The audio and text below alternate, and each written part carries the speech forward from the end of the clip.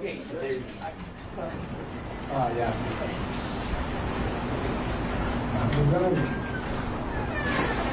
Hi, everyone. Good evening. I'm Greg Casar. I represent the heart of Texas and proud to be chair of the Congressional Progressive Caucus. Today, we mourn the loss of Congressman Raul Grijalva, a real giant of the House and of the progressive movement. He was the longest standing chair of the Congressional Progressive Caucus, a champion of the environment and environmental justice, chairman of the House Natural Resources Committee, and he was a real mentor and friend to me. I just remember in my first few days in Congress just being so just amazed that I was going to get to talk to the guy who would be sitting out in front of the Dem Club, who I watched on TV so much speak out early in my career against SB 1070, the Show Me Your Papers law in Arizona that really sparked a movement for immigrants' rights all over the country. And then just the chance to talk to him about music and dominoes and about when we were going to get real Mexican food in D.C. and his promises to ship some over to the Veterans Post every year for us to be able to sit down and hang out as colleagues. We are going to deeply miss him. I know the people of Arizona are in mourning, and our thoughts are really with his family, but it's just some very, very difficult news for us today. And I'd say both, really as a young Latino in politics, there were not that many Latino progressives with a real national profile to look up to, and he's somebody that I just was so proud to be able to call somebody that I looked up to and was able to serve with far too briefly. And I know that my colleagues here feel the same way and had long-standing friendships with Mr. Grijalva. So may he rest in peace. I also, of course, want to share a few words about the Issues Conference and then be able to share my thoughts with you, and we're here to answer your questions. One real takeaway for me from the Issues Conference is that House Democrats, for the first time any of us can remember, agree that we are losing far too many working class voters as a party. And we agree, from moderates to progressives, from rural to urban Democrats, that our task is to win back those voters, not just in message, but in substance. We have to once again be viewed and truly known as the party of the working class. And with far too many voters, that reputation is gone, but we can win it back. I saw this up close and personal, both as I traveled for the Kamala Harris campaign last election, but I know it even more deeply from my time before I was an elected official when I was a labor organizer. Because on any given construction site where you had several hundred guys, the guys would disagree about a variety of issues, including social issues, but disagree about just about anything in the book.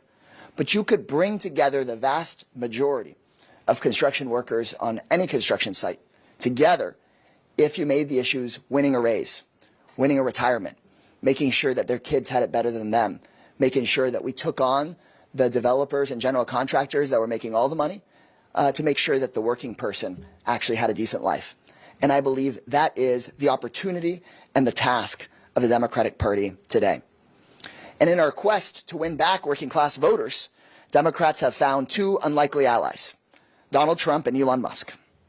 It used to be that progressives might get funny looks at a Washington event or a press conference when we would talk time and time again about billionaires taking over our government to enrich themselves.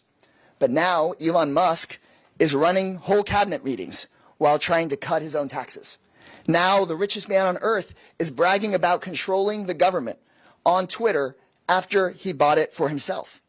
Elon Musk and Donald Trump are stealing from our public schools, stealing from Medicaid, stealing from Social Security, all to pay for billionaire tax cuts. But we cannot count on villains like Trump and Musk alone to help us win elections. To rebuild trust with working people, Democrats need to be willing to actually fight these corrupt billionaires and have a vision for how we will make working class people's lives better by beating the folks that are screwing them over and making sure that people receive fair wages for their work.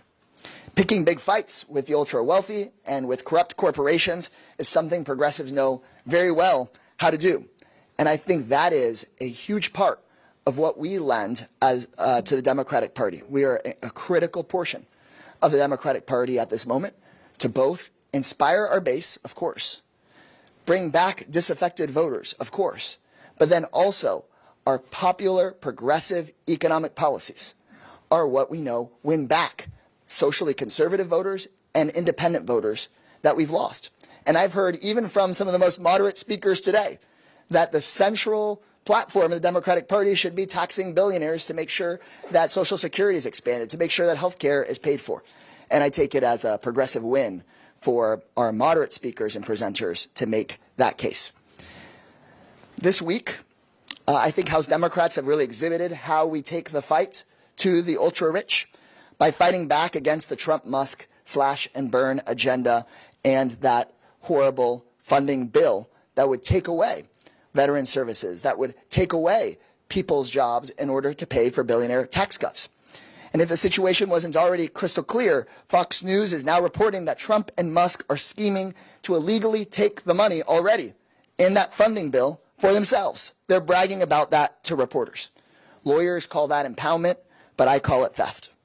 Progressives are clear. We are ready to vote for a 4-week extension. We're ready to get out of this building and head back to the Capitol at any moment and prevent the government from shutting down. And we are ready to fight against the Republican plan and the Republican threat to shut down the government if we don't allow Elon Musk permission to continue stealing from working people. But now is the moment for Democrats to draw a line in the sand and say that we stand very firmly on the side of working class people and against the ultra-rich that are trying to corrupt our government for themselves. Thank you all very much. And with that, I'm going to hand the microphone over to Whip Chuy Garcia. Thank you. Thank you, Chairman. And good afternoon. I'm Chuy Garcia from Chicagoland's 4th District in Illinois. And it's become quite clear over the past few days that while Democrats fight for their constituents, Republicans hide from their constituents, and they're directed not to hold town hall meetings. We represent diverse district, but what unifies us is the fact that we defend working people and vulnerable communities as well. We stand united unequivocally to protect children, to protect seniors, veterans, immigrants, and the LGBTQ community. We uplift working families through good-paying union jobs, affordable housing, and quality health care for all. We are working to save Medicare, Social Security, and food stamps, public schools, and the vital services that our constituents deserve. We are for stopping Trump and Musk, and we are for protecting our democracy against the chaos, the corruption, and the constitutional crisis that Trump and Republicans are causing. Republicans claim that they care about our veterans, but they do nothing while Trump and Elon fired our heroes. Republicans claim that they care about families, but they do nothing while Trump and Elon stole food from children and seniors. Republicans claim that they're about efficiency, but they handed Elon and billionaire brothers a blank check, tax breaks, and the keys to Congress. Republicans claim that Democrats are divided, but we are united, and that's why we're here at this conference working with all the wings of the Democratic Party, because we agree that it is essential to win the House back. We're collaborating with all wings of the party, and we will come out of this conference unified to reclaim the House of Representatives and to work for working people. Thank you. Now it's my pleasure to introduce the former chair of our caucus, Chair Emeritus, Pramila Jayapal. Thank you so much, Whip Garcia, and thank you so much, Chairman Casar. I am so proud of this new leadership of the Progressive Caucus. Our chairman has been fantastic in a very, very difficult time. Our entire leadership of the caucus has been fantastic. So it's a real honor for me to stand here with them. I do want to also just say something about Raul Grijalva, because Representative Grijalva was the person who I took over as co-chair from. And I remember when we had the conversation about it, I was a first vice chair, he said, it is so important that we have somebody who has been fighting in the movement already. And I said, well, you know, we're just following in your path, Raul. And there were so many things that Raul did. You never had to wonder where Representative Grijalva was going to be on a critical vote. He was always going to be in the place of the people. And he was an incredible support to me personally. He was a champion on so many big issues. I was sleeping in church basements for SB 1070 when he was fighting as an elected official. And I just think it is an immense loss, and my thoughts go out to his family. And I hope they know how strong his legacy will be for a very long time with the Progressive Caucus, but really with the people of Arizona and with the country. I want to just add a couple of points here. You all have heard me say for years that being a progressive just means you're the first to the best and most just idea, and then everybody else rushes to catch up with you. We have seen for years that what it means to be a progressive is, number one, you fight for the dignity and opportunity of every person, true, genuine economic and social progress. And the dignity of work is critical in that. Number two, that you fight for the common good. You fight for the things that are essential for people to be able to have a decent life. And number three, that you believe in the role of government as the only force that is actually capable of accomplishing the first two. And what we are seeing now with Donald Trump and Elon Musk is a destruction of all three of those principles. Those are not progressive principles. Those are actually the things that people across the country believe in. And if you see the number of states that passed a minimum wage, that voted for Donald Trump, and you think about how that started, it started with the progressive movement. If you think about the push for universal child care, it started with the progressive movement. If you think about the Progressive Caucus coming out with a call for $1.5 trillion investment in infrastructure, and then it took years for that to happen later with the entire caucus, that has always been the role of the Progressive Caucus. We have seen now, as Chairman Casar said, that the loss of working people in this election didn't start with this election. It started going back to NAFTA, started with unfair trade policies. It continued when we refused to raise the federal minimum wage over and over again and called out all kinds of procedural reasons for that. And it will continue today if we as Democrats don't stand united to fight back against the stealing of Medicare, Medicaid, and Social Security, of all of our programs from Veterans Affairs to public safety to food safety. That is why I'm very proud that House Democrats stayed united in voting against this Republican funding bill. Please don't call it a continuing resolution. It's not, because a continuing resolution keeps the levels of funding the same. This is a Republican funding bill. And I hope, and we have been working all day, to help our Senate colleagues understand that they too need to stand united against a Republican funding bill that strips these critical benefits and programs and hands a slush fund and the keys to Elon Musk and Donald Trump to continue to strip Medicare, Social Security, and Medicaid. That's going to be a big fight. And I think every fight from here on in is going to be an opportunity for us to show working people that we stand up for them, to show veterans that we stand up for them. And with this leadership of the Progressive Caucus, with our entire Democratic caucus now talking, as Chairman Casar said, about working people, I think we have a fighting chance to take our country back. But it's going to require courage, and I'm just proud that the Progressive Caucus has always been the center and the inspiration of a lot of courage for the Democratic caucus and certainly for working people across this country. Thank you all so much for being here. Thank you all much for being here, and we're happy to take your questions. All right, we'll start over here on the right. Harold Cornfield from Washington Post. I'm wondering if you could talk about what those efforts have looked like today as you've been trying to communicate with the senators. Can you talk about how that's going? Yeah, absolutely. So I'm really proud of my senior senator, Patty Murray, who's been very clear about exactly where the Senate should be on this. And our belief is that the way out of this This is a Republican funding bill. The most important vote is the cloture vote.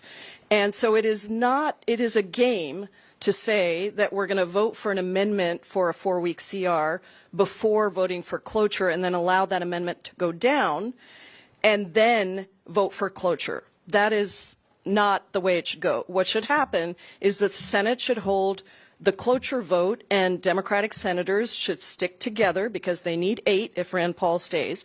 And so the work we've been doing today is working with our Senate colleagues to help make sure that people do that. I can't tell you today what's going to happen, but I can tell you that the conversations have been robust and that at the end of the day, what we know is that J.D. Vance himself came to the Republican House Caucus and said that if the government shuts down, Republicans will be blamed for it. And he's absolutely right. He should be blamed for it. They should be blamed for it because there's only 2 times in history where a country that, where a party that controlled the White House, the House, and the Senate allowed a shutdown to go through. One was under Jimmy Carter, one was under Donald Trump. And in the case, the reason for that is because people understand if you are in control of all 3 chambers, then it's your responsibility to govern. And if you need 8 Democratic votes, then you actually have to come to Democrats and say, how do I get those 8 votes? That's not what happened here. And if we give in on this, we're going to give in on a whole bunch of things. Are people worried about the effects of a shutdown? Absolutely. But what I would say is we don't have to go into a shutdown. They can pass a 4-week clean CR, which keeps the levels of funding the same, and we can make sure that we then use that time to come to a negotiated funding agreement that both protects these critical benefits and services and makes sure that Elon Musk and Donald Trump actually follow Article 1 authorities. Because right now they are openly saying that they will take this money that is in this bill and then they will just appropriate it for whatever they want. So I think I don't know what's going to happen tomorrow, but I can tell you that there are a lot of conversations, and I'm really proud of my senior senator. I'm proud of a number of other senators who have come out and said that they're going to vote no on cloture. That's the most important vote. And I hope that we can stop this thing because people have to know what Democrats stand up for, and they got to see us fighting for them. And if we're just the same and we're just going to enable Republicans to do what they're doing, I'm not sure. I think that's obviously why people are frustrated. Hi, the New York Times is reporting that. And sorry, if you can, if y'all, just as a general practice, even if I know, if you could list your name and outlet, it's helpful. Yeah. The New York Times is reporting that Chuck Schumer told Democrats he plans to vote for cloture. Is he handing the power to Trump? And should Democrats who vote for the spending bill be primaried? So let me be very clear. This bill would allow Elon Musk and Donald Trump to continue plundering the taxpayers to enrich themselves. That is something that no American should stand for. No Democrat should stand for it. No Republican should stand for it. It's a Republican bill. And so first and foremost, Senate Republicans should back down from screwing over their own constituents. And then second, Senate Democrats should do the same thing House Democrats did, which is fight for our constituents and block this bill. Democrats were elected to fight for working people, not put up a fake fight. Nathan Worcester, Epoch Times. One big theme when we spoke with the New Democrats was messaging and the notion that 2024 was a lesson that there needed to be clear communication. They mentioned a podcast. Do you think for the Democrats as a whole or for your group, there's going to be a change in messaging? Do you think that was a problem, or do you think that's perhaps overstated or not the full story? I think that beyond just this one election, far too many voters have had the sense that Democrats are not doing everything they can to fight for working class people. And I think that we have to change not just our message, but we also have to change our tactics and our substance. I think we need a much more clean break from the billionaire class within the Democratic Party and make it very clear that we are for working people who are being cheated at the workplace and who are being cheated in their government. I think that kind of message actually wins over many of the independent and disaffected voters that we need. and that have been a long-standing part of the Democratic coalition. I'm elected from Texas, where I have 2 different urban areas. I've got suburban areas. I've got rural areas in my district. And there are voters that understand some of my messages and might disagree with certain parts of what I do, but they understand that the most important thing, those kitchen table issues, that they believe that we're going to fight for them on those issues. And that's where I think you see many House Democrats overperforming the top of the ticket. Yeah, okay. And Chewy, did you want to mention anything? Okay, Pramila, go ahead.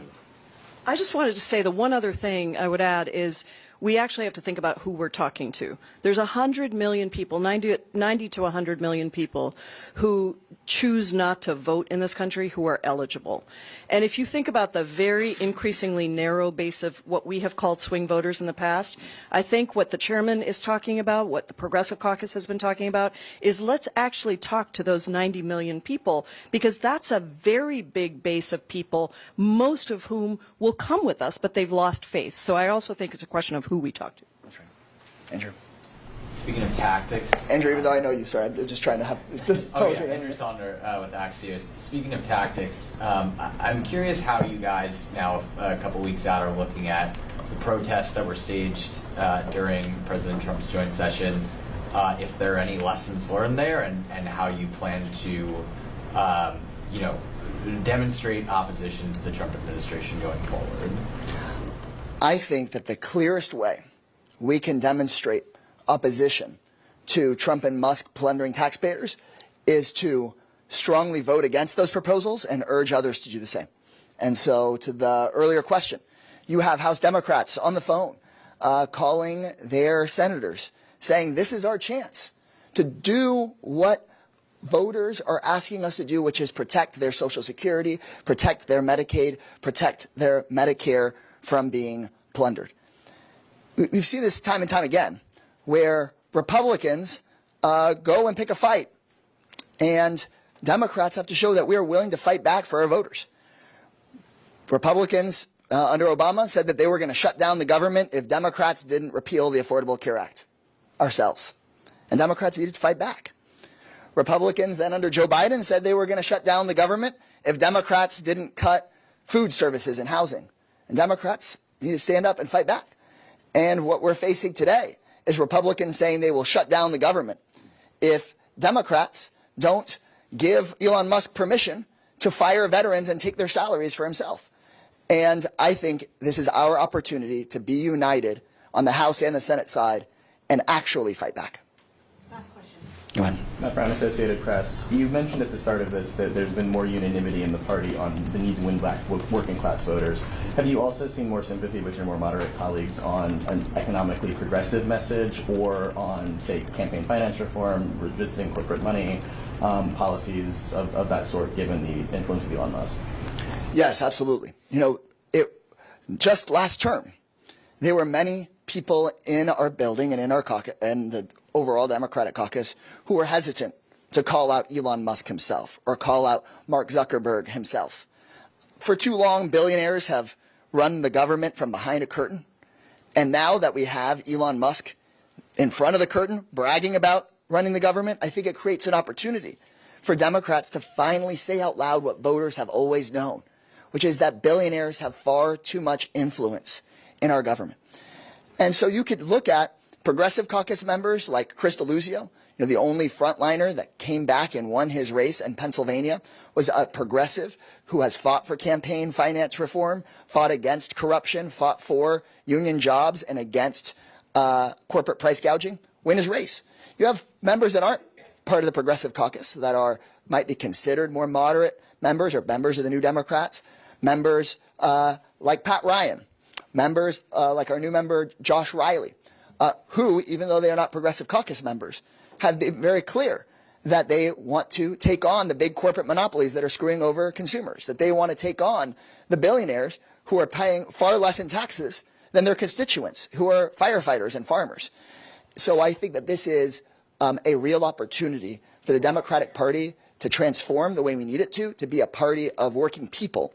And so to your question, I think that we could stop looking at this so much as a left-right fight within our caucus, so many voters don't even think about it that way and think of it more as a bottom-up fight where we can unite the vast majority of the country against the small number of people that are screwing them over in their government and in their workplaces.